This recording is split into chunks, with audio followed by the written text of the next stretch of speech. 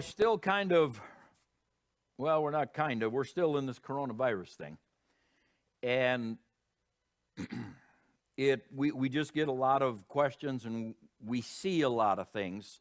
So I'm going to take a bit of time here. I'm going to talk about it again. What Mary had to say during prayer this morning concerning the whole thing was absolutely excellent.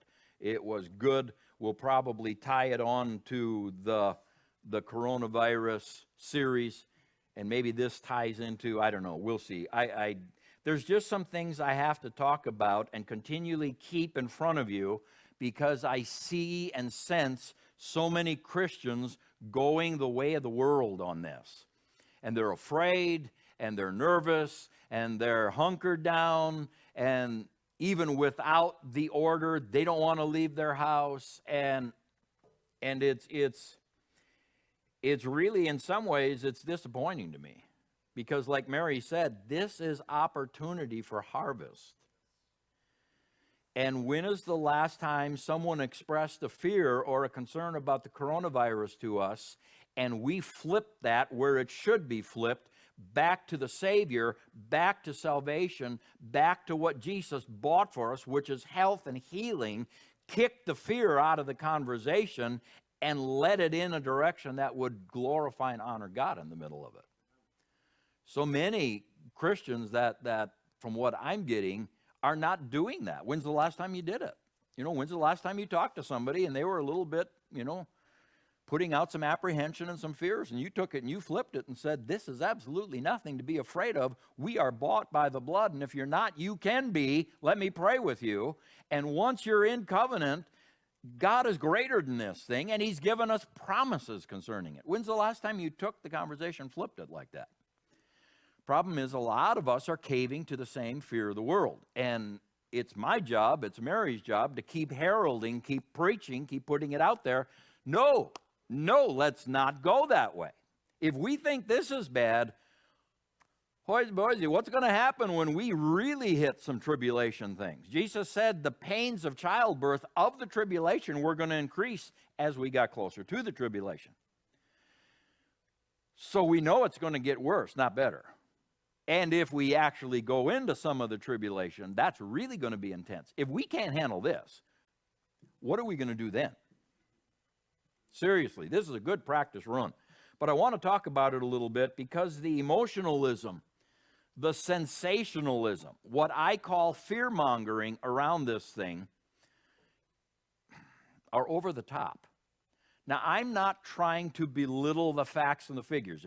If you know anything, I am bringing out the facts and the figures, but I'm trying to give an objective reality perspective on them, and I'm going to do it again this morning. But I know people are sick. I know people are dying. I know that this can take out, according to the government, this could take out as many as 200,000 people if we don't mitigate right and get in front of it. I hear all that. But you know what? People are sick. People are dying all the time. This is nothing new.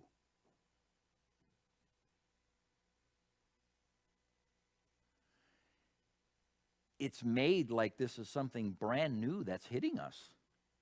And it's like, oh man, people are sick and 5 more died today. There's a lot more people than 5 that died today from all kinds of things that nobody's getting up in arms about. So my job is to say, fear, you're not going to get on us. Back off.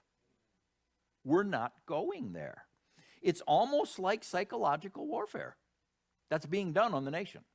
And like I said, I'd really like to know what's going on behind the scenes. I really would. Because on one hand, they say, don't panic, don't be afraid. And then on the other hand, there's pictures of cooled or trucks that are able to cool. Name's slipping me right at the moment. But the trucks, and they're going to use them for bodies because people are dropping so fast, the morgues can't keep up. So they're going to have to throw bodies into refrigerated trucks, and they're showing pictures of that in New York. And okay, so here's my job. Like we've been talking about, if you get caught in that certain cluster or tree that thought in your brain or in your soul, and that's all you're firing in, is that, and you're in the emotion, you're in the anxiety, you're in the fear of it, you're not going to see this thing straight. So take a deep breath. Let's step outside of it, and let's look at it while we look at some other things, and just try to go objective on it. Just try to go, that's interesting. So I've got some stuff here. This is New York City is the most populous city in the United States. And the reason I bring it up now is they're calling it the epicenter of the coronavirus in the United States. It's got the most cases, more people are dying, etc. It has an estimated population in 2018 of over 8 million people. New York is also the most densely populated major city in the United States, more dense than Los Angeles and so forth. New York is it. It's the biggest city. So here is something that comes from the New York City Planning Department. In the reference there where you can find it is, here's some interesting facts about New York City population. With the July 2015 population of 8,500,000, New York is the most populous city in the United States, more than twice the size of the second largest city, which is LA. About 1 in every 38 people in the United States resides in New York City. 1 in 38, that's actually quite a few. If you jump down a few lines, it says right on the next screen, I believe at the top, it will say New York City has more people than 40 of the 50 U.S. states. So you can take all the people in 40 states in the United States. I'm sure they're the lower population states, but 40 of them, add them all up, and New York has more people than those 40 states. So there's a lot of people in that hub right there. If you jump down a ways, I'm not going to read all the stats. They're there for you. And again, you can download all this stuff from our website, and you've got all the facts and figures there. You don't have to look it up. The PowerPoint for today is right there. The one I want to point out is there is a death in New York City every 9.1 minutes. That's the mortality rate. A death every 9.1 minutes. So I did some figures on that. There are 1,440 minutes per day. So this slide is off the New York one. This is one that I put together. There are 1,440 minutes per day. That's 24 hours times 60 minutes. Guys, can you jump to that slide, please? The 1,440 minutes per day. There it is. Thank you. That way they can follow along, get my reasoning. 1,440, which is the number of minutes in a day, if you divide that by there's a death every 9.1 minutes, you get about 158 deaths per day. And they are telling us a refrigerated truck is already needed to hold the dead. Like they have no capacity for people dying in New York whatsoever. 13 extra people died at one hospital, and I'll give you the PowerPoint here in a second on that. 13 extra people died at one hospital in one day. We had 13 more than we expected because of coronavirus. And it overwhelmed the system. We had to pull out the refrigerated trucks. They're all ready. And this thing is just going to go south, and it's overwhelming. Folks, 13 people doesn't overwhelm the system. But it's fear-mongering. It depends upon who's writing the articles or who's writing the newscast. Let me give you an example. It says, here's one I pulled, 13 deaths in a day, an apocalyptic coronavirus surge at a New York City hospital. Okay, guys, need you to, there you go, it's up. Good, thank you. 13 deaths in a day. They're working, if you're wondering what they're doing, they're working in the background to solve some issues, and it's part of our experimenting and getting in front of this. So if I have to nudge them from time to time, it's not because they're falling asleep. They are busy working, trying to make this the best they can. So there's the headline, 13 deaths in a day, an apocalyptic coronavirus surge. Are you serious? 13 people die, and this is an apocalypse? It's a surge? This was written by Michael Rothfeld, March 25th. I'll jump down. It might be underlined. I hopefully it got underlined. It's at the bottom of the first big paragraph. It says, and he talks about the different ones that have died, and some have died inside the emergency room while waiting for a bed. Well, if there's only 13 that died total, it couldn't be too many that died waiting in the emergency room waiting for a death. But see, it's that planting of, oh my goodness, they're not even having enough beds. They had 13 people die. See, it's that tone. A refrigerated truck has been stationed outside to hold the bodies of the dead. Over the past 24 hours, New York City's public hospital system said in a statement, 13 people at Elmhurst, this is that particular hospital, had died. It's apocalyptic, said Dr. Bray. He's 27 years old. Now get this. Get this. This is hugely important. Second paragraph on your screen. It's apocalyptic. 13 people died in a day. Roll out the refrigerator trucks. You might be saying, Pastor, are you kind of making fun of this? You betcha I am. This is fear-mongering. This is sensationalism. This is emotionalism. I'm not saying that it couldn't happen that a bunch of people in one day could die, and it could be a big deal. I'm not saying that. What I'm saying is 13 people in one day is not a big deal, the way they're making it sound. Yeah, I respect human life, and it's too bad they died, and I feel sorry for the relatives. I'm not belittling any of that. I'm not talking about that. I'm talking about the fear, emotionalism that's behind this. It's apocalyptic, said Dr. Bray. He's 27. Notice who he is. He is a general medicine resident at the hospital. Do you know what a general medicine resident is? It's a person who's gone through med school and now they are assigned to a doctor and they stick with them for a number of months, probably 6 months, and they go around with them. If you've been at a hospital and they've got these 1 or 2 young people come in with them and they're talking to them while they're dealing with you, those are residents. They're teaching them how to do it hands-on. They've got all the book knowledge. Now, this is one of their last phases. They're teaching them hands-on how to do it. So this guy's fresh out of college. He stepped into this situation. He's going around with the senior doctor. He's never seen much of anything before. And I'm not knocking him. I'm just saying this is his first run at it, and to him, this is shocking. Why did they quote a medical resident, someone who's actually not officially out of college yet, versus the actual doctors who are running the place? They quote the college student who says, it's apocalyptic. Serious? Apocalypse. So I looked up the word apocalypse. This is interesting. I looked it up 2 places because I thought Webster might have it wrong. I'll give you Webster second. An apocalypse is the complete final destruction of the world, as described in the Bible book of Revelation. Just Google definition of apocalypse. That one will come up first. It'll say dictionary, apocalypse. There's the definition. 13 people died in one hospital, and we're calling it the final destruction of the world? Fear-mongering. This is emotional sensationalism over the top.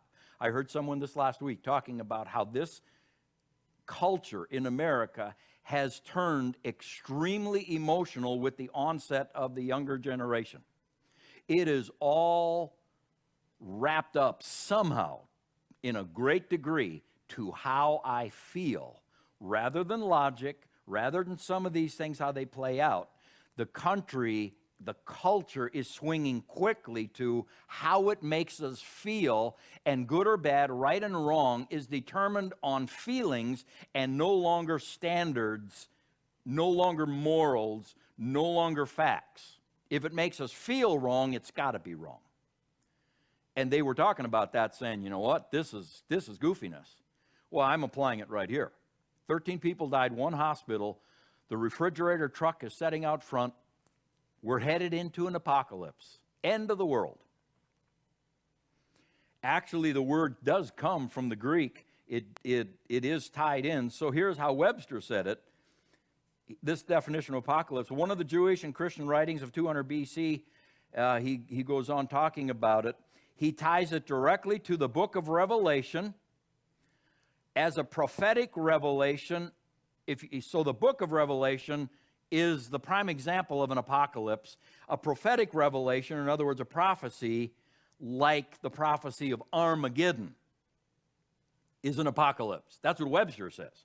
And it's like, wow, both these guys took it back to the Bible. An apocalypse, they define it as of the Bible. So it's like, yeah, I don't think that one's got way too much sensationalism, fear, and emotionalism in it. Now, it is possible the person who wrote that article feels that way. And because we're in a culture, what we feel is what's real. He may look at it because he feels that way, that's what it is. This is an apocalypse because I feel like the world could be coming to an end. I can't even go to Caribou. I mean, in fact, they shut their Wi-Fi down in the store. How in the world can life go on? Yeah, it's because we've had it so easy in America for so many decades that true resistance, we don't understand. Not like the rest of the world. We don't understand it. So I thought, well, that has got to be overblown. So I went and got a different article. Here is the next one. This came out of Bloomberg. It's morgue space in New York City expanded with 45 cooler trucks. So now this is more real. New York City has bought 45 refrigerated truck trailers, each capable of holding as many as 44 bodies, in case city morgues and hospitals become overwhelmed with the number of dead from the coronavirus. So they're trying to be proactive here. Get in front of it. Just in case this thing takes a bad turn, they're ready for it. You know why that is? Because they're politicians and they want to stay in office, and if they don't look like they're ready, everybody's going to kick them out of office. That's a big part of this. With the addition of refrigerated tents, the city will have the capacity to hold as many as 3,600 bodies. Okay? So in case this thing just goes hog wild and a lot of people die, they can hold them until the morgues can process them. Next paragraph, second sentence in. Officials stress that the measures are so far only precautionary. Isn't that a different tone than it's an apocalypse? They're not even using them yet. It's precautionary. But the trailers and tents, now this is true, the trailers and tents reflect both the feared, it's reflecting fear, the feared scale of the epidemic in New York City, and number two, the precise length to which officials have been planning for the worst, which that's their job. They have to do that.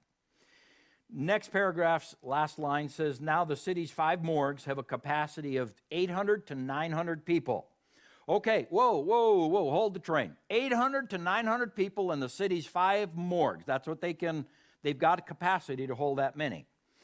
Go back to an earlier statistic I remind you of now. New York City has approximately 1 death every 9.1 seconds, or approximately 160 deaths a day. They have morgues that can handle up to 900. 13 died at Elmhurst, and it overwhelmed the system. It's an apocalypse.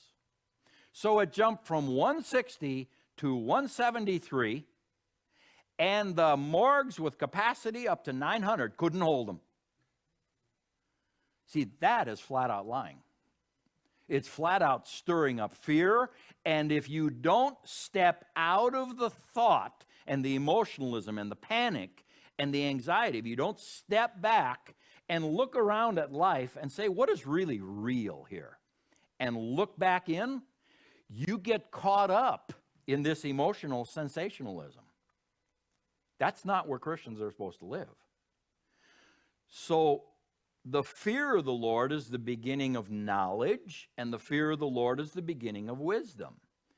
So what does God really think about this? Well, I can guarantee you he's not caught up in the fear and the emotionalism and the sensationalism. And unless we step out of that and go objective and detach from that, we'll never hear from him. We'll never know what he's saying, what he thinks. We have to get out here to say, Lord, what do you know about this? Because the fear of the Lord, getting out away from that, can tap into his knowledge, and then that will interpret into wisdom. So this is a whole different report here. So the last paragraph there, we're putting them out near the trucks. We're putting them out near major hospitals as a precautionary measure. See, the other guy said the truck's already sitting there. 13 died. Gives a whole different opinion. They said, well, we've got one sitting by the hospitals. It's precautionary. It's a precautionary measure to prepare for the worst case scenario. We very much hope we don't need them. See, now that report makes a lot of sense to me. That is not sensationalized. It's not all emotional. It's like, here's the facts, here's what we're doing, let's cut to the chase. We're not talking the end of the world. Okay? You say, well, why would people even write like that? Well, number one, I already said, they may actually feel that way, and we live in a culture where what we feel is right. Don't confuse me with the facts. I don't want to know the facts because I know what I feel, and that's got to be right because I feel it. We're in a very emotionally based culture, and it's swinging more to that every day that goes by. But number two, if you're a news outlet, fear sells. Bad news sells. Why do you think when you go through the grocery store or wherever and you see all these little tabloids, it's always bad news? That's what covers the page, the cover. Bad news. So-and-so got in divorce from this. So-and-so got cheating on this. So-and-so's breaking up this way. So-and-so discovered he's dying of such disease. It's just bad news, because fear sells. Bad news sells. So if you want to make a lot of money, you sell it. Folks, perspective is everything. Mary touched on it this morning. I heard it this last week. They brought it up. There's some voices out there trying to make sense in this confusion. And they referred to a test done by the military where they brought people in and then they tested them and tried to find those who struggle more with fear and anxiety versus those who don't. And then they separated them on paper into two groups. Let them run the same life, but on paper they separated them into two groups and tracked them for a year. The ones with fear and anxiety issues struggled with far more sickness, disease, depression. In other words, physically, mentally, emotionally, they were not near as fit and able as those who didn't. And they needed that information because who are you going to pick first to put out on front lines? The person who's sitting in the foxhole freaking out, or the guy who's saying, come on, bring it on, let's deal with this. So they needed that information, but they also discovered this group was sick. We can't live in fear and expect to be in faith and overcome anything, much less coronavirus. We can't be in anxiety. We have to possess our souls, take a grip on this, and grow so that we can be peaceful in the middle of this kind of situation. So, perspective is everything. I just want to give you a little bit more perspective. So, they're going to bring up the Worldometer website. And this is something you can look up. I like it because it gives so many facts and figures about so many things. So when they bring that up, we'll refer to that later. Right at the top, it says coronavirus updates. If you would click on that, if you can do that, way at the top, it's in the green. There you go. Just click on that. It should take us, okay, there's the coronavirus cases as of right now worldwide. 686,000, 32,277 deaths worldwide since December 1st of last year. So we're in this almost 4 months. 32,277. Keep that in your mind. 32,277. So now I'm going to have you go back to the page you were on previously, which gives all kinds of facts and figures of the world. And I think if you just click on the top of the screen, if you click on the Worldometer sign or signia there, it'll take you back there. So I want to point some things out to you for perspective's sake. Yeah, go right up to the Worldometer up top left. Click right there. There we go. So there's the world population right now, 7,700,000,000. It's the top line. Then, and notice how fast it's changing. That shows you how quickly people are being born.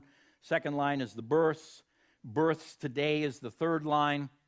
Deaths this year, So it lists all these kind of things. If we will slide down that a ways, there it talks about government, go down a little further, we're looking for food. It'll be a heading of food. Right there it is, food. Okay? Undernourished people in the world is the first line. It's 841,894,000 and some odd ones. So now if we go down to the 1, 2, 3, fourth one down, people who died of hunger today. Worldwide, to this point of today, we've had 14,078, 79, 80, it'll flip to 81. We've had over 14,000 people worldwide die today so far from hunger.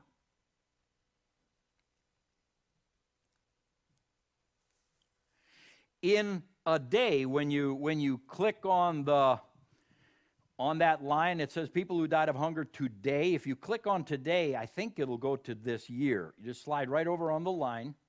Yep, too far. Right on the word today. Click on that. Yes, this year. Over 2,700,000 people have died this year. January, February, March. 2,700,000 people have died this year of hunger. That's 29, if you divide it by, I went to the end of the month, which is actually through Tuesday, so this number is too small. If you divide that number by 91, that's the number of days, January, February, March. 27,947 people die per day of starvation. 29, almost 30,000 people die per day of starvation. We've had how many die worldwide in the coronavirus? 32,000 some in 4 months. Today, 30,000 will die of starvation. Today. And tomorrow another 30 will die. That makes 60 in 2 days. And then on Tuesday another 30 will die. That makes 90,000 people in 3 days. We've had 32,000 people in 4 months die of coronavirus. Now, yes, they're afraid it's going to get out of hand and it's going to just take us out. Well, I would say starvation is out of hand. And you know what? If we would have taken that $2.2 trillion and put it towards the world starvation situation, it probably would have done a whole lot more good. Yeah, it's going to help buoy our economy and it's going to keep us from going into a recession, depression. I understand that.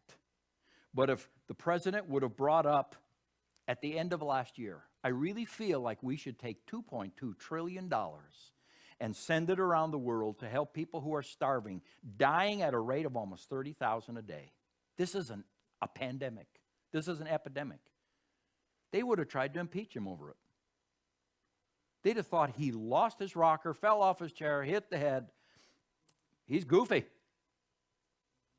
See, when you step out of the emotionalism of the thought and you look into it and you look around at other things that are going on, there's some weird stuff tied to this.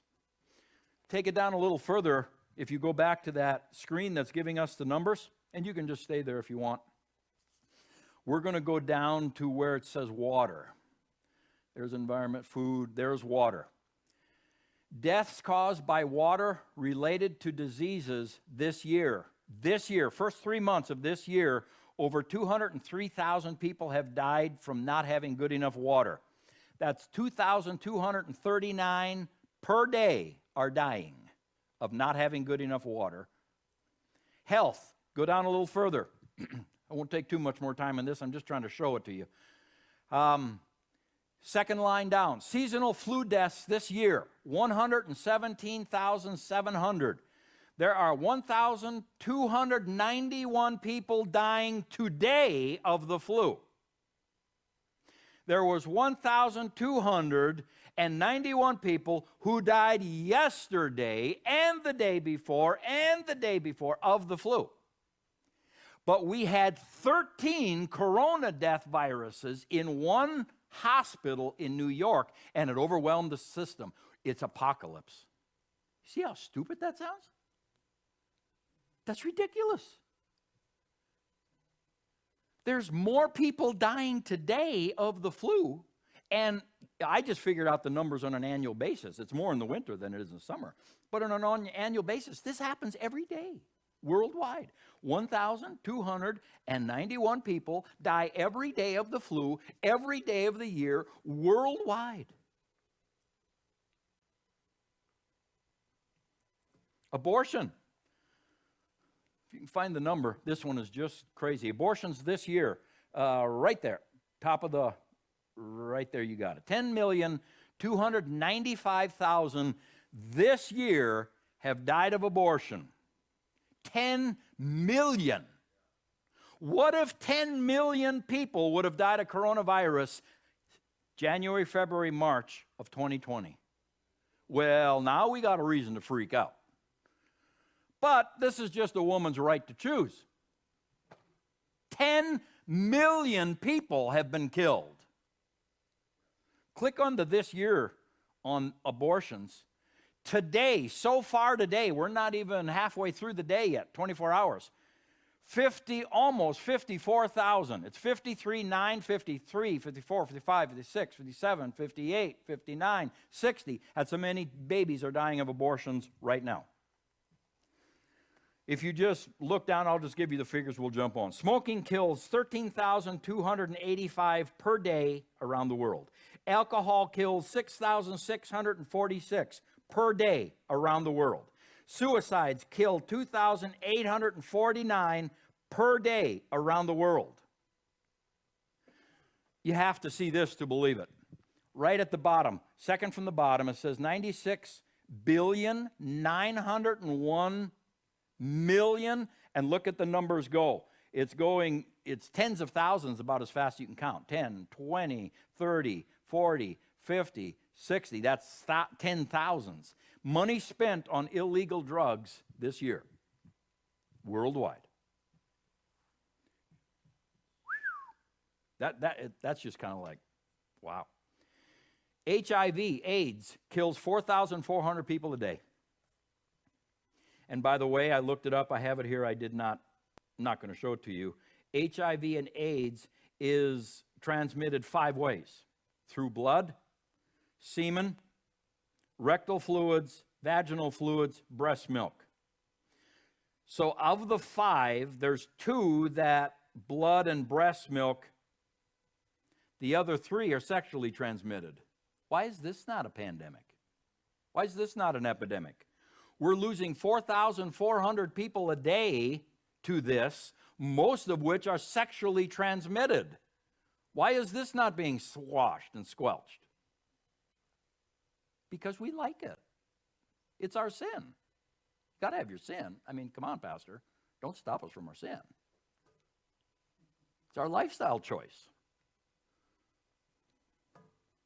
See, if you step out of the emotional and the fear and you look in and you go, that makes no sense to me whatsoever when I look at everything else that is currently going on, but coronavirus, we're in an apocalypse.